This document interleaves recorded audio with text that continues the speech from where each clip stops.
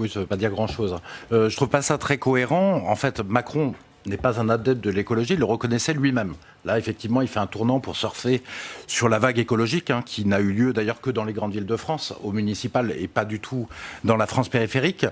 Mais il manque énormément de choses, en fait, parce que c'est un fouillis de 146 mesures. Que vont retenir les citoyens de ce fouillis? En fait, il n'y a pas de ligne. Ce qu'il fallait envoyer, c'est des lignes directrices très claires, très marquées. Lesquels? Quoi? Première chose, il y a un énorme absent. Produire, c'est une convention citoyenne sur le climat.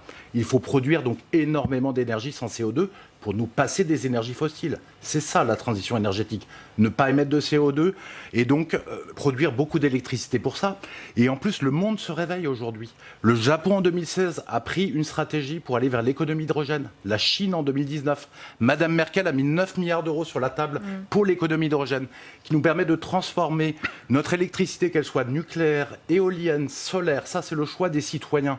En électricité, donc une électricité sans CO2 qui devient un carburant sans CO2 qui remplace l'essence. On a tout pour aller très très loin. On a tout pour faire plaisir aux citoyens. En même temps et en mariant économie, écologie, création d'emplois en France.